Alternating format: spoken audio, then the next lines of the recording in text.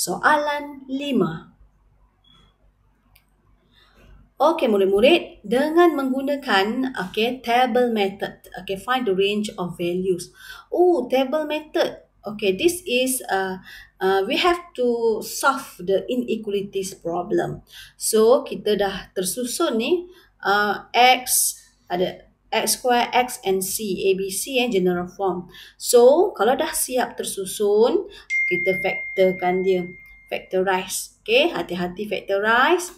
Alright, dah siap. So, dah siap, kita kena buat jadual lah. Okey, siapa yang perlu kita letak dalam jadual ini? Okey, dekat sini x less than -1. Sebab apa? Bila kita keluarkan x, ni adalah -1. This is 5. So, yang lebih kecil duduk di sebelah kiri. So, dekat sini adalah between -1 and 5. Macam ni Okay, make sure your inequality sign tak ada tanda equal sebab soalan pun tak ada tanda equal. Okay, kat sini confirm lah x more than 5. Okay, siapa pula berada di sini? Okay, x plus 1, x minus 5. Okay, cikgu akan pilih, choose your test point. Test point that mean what the value of x which less than -1. Okay, sorry, cikgu letak ni pula for the third row Okay, kalau x less than -1, I choose -2. Okay, what the value of x between -1 and 5? Sekejap lagi. Okay, when your x -2, substitute here. -2 plus 1. Oh, negative. Okay, the value becomes negative. So, when -2 dekat sini, -2 minus -5, we can get -7. So, kat sini negative. So, sama juga. Dekat sini kan tadi hasilnya, dekat sini negative, negative. Negative times negative, we can get positive. Also, the same method for the second column. Okay, for the second column, okay, what the value between -1 and 5? I choose 0. So, substitute 0 here. 0 plus 1, positive. 0 plus -5, negative. Positive times negative, negative. Alright, so x more than 5, 6. Okay, I choose 6. Okay, 6 plus 1, positive. 6 minus 1, okay, positive. And positive times positive is positive. So, how to choose the range of values by using this table? Okay, refer to the inequality sign here for the factorization.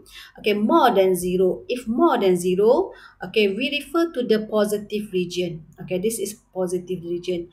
That means our answer is x less than -1 and then x more than 5. Kalau ada dua region yang kita bulatkan, berarti ada dua jawapan. Okay, alright. Alright, okay. It is given that alpha and beta are the roots of the quadratic equation. Alright, dah bagi dah. Ini kita punya equation. 2x square plus hx -2 equals 0. So, form a quadratic equation with roots. Walamak, roots dia fraction pula. Jangan takut. Okay, kadang-kadang soalan ni dia dah tahu kita ni tak suka pecahan. Dia bagi pecahan. Jadi relax ya adik-adik, relax kawan-kawan. Yang penting, okay, kita tahu konsep fraction. Okay, first, okay, this is the equation. Okay, this is the roots for this equation. Okay, so roots kita alpha, beta. Jadi kita kena take out. Okay, take out your alpha, beta and take out your sum of root and product of root. Okay, SOPO. Cikgu panggil SOPO. Okay, from this equation, so, okay, cikgu letak dulu so. So tu hasil tambah punca. Berarti alpha tambah beta. Alpha, beta. The formula is negative b over a. Substitute b over a. Okay, this is our alpha plus beta. Okay, so selesai. Kita cari POR pula. Okay, this is POR. POR adalah product of root, hasil darab punca. So, alpha beta, kena tulislah bentuk ni. Alpha beta C over A. So, our C -2, our A is 2. Thus, okay, negative 1. Okay, darling. Kita dah ada alpha plus beta and alpha beta. And then to form a quadratic equation by using the new roots. Okay, cikgu keluarkan new roots. Okay, sum of product of root. Okay, kita cari cikgu darab dulu. Okay, darab dia orang ni, darab.